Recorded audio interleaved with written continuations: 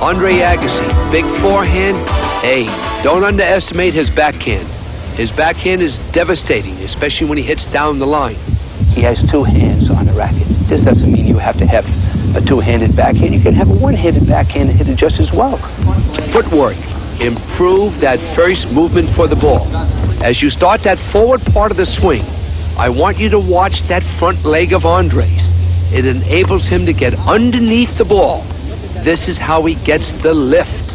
Now I want you to watch how the hips and left shoulder come around as he hits the ball. That gives him good balance. There's the lift. And let's watch the rapid acceleration on contact. That gives you the power. Sometimes he even uses a loop backswing, but normally it's a straight back.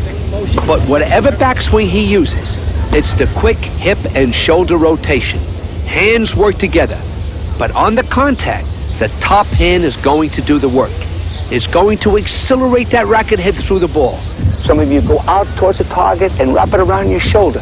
As he gets back to position, he never takes his eye off the ball. He watches the ball as he recovers, so he knows exactly what that opponent is going to do before he hits the ball. The weight transfer. It's important that the weight transfer on the backhand is really set up. For the most part, you don't open up as quickly as you do on the forehand. Weight transfer and recovery are essential to play an attacking game. Andre can hit the little angle shots, or he can hit the topspin lob off the same motion, or he can come forward and drive the ball.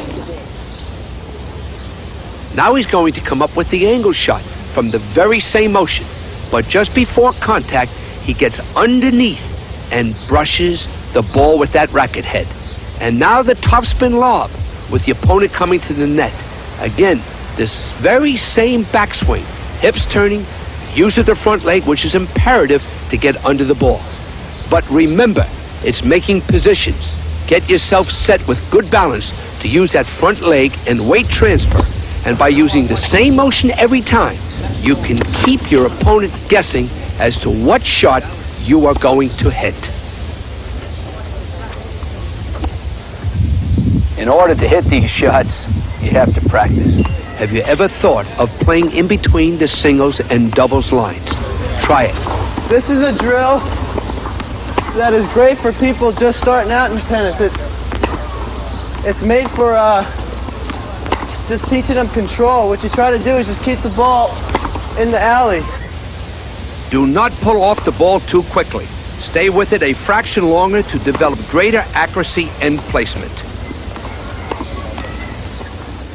Now pay attention here. Even as he gets a big serve and starts dictating the point, I stand my ground and constantly keep moving forward.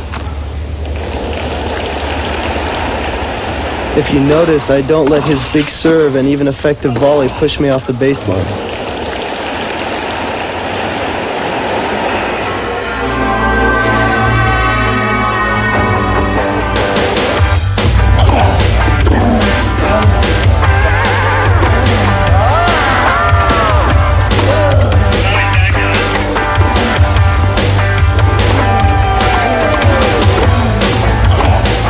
The reason why my forehand seems to stand out so much is because it gets complemented so well by my backhand. Not too many people notice how much I do at the backhand, because when I put away the final shot on the forehand, that kind of overshadows everything. So my backhand, I use to set up a lot of points with the high loopers, with the down the lines, and I string the player off wide, and then when I get that short ball on the forehand side, I really punish it, which everybody looks at the forehand, but if it wasn't for my backhand, you wouldn't see me hit half as many forehands.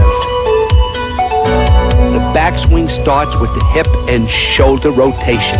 It's important to get to the ball and set up properly. If you set up with your weight coming forward, whether you're hitting a two-handed stroke or a one-handed stroke, your strokes will improve. Get down there. Let that front leg work for you. That's going to give you the lift and the power that's needed to hit those passing ground strokes. Recovery.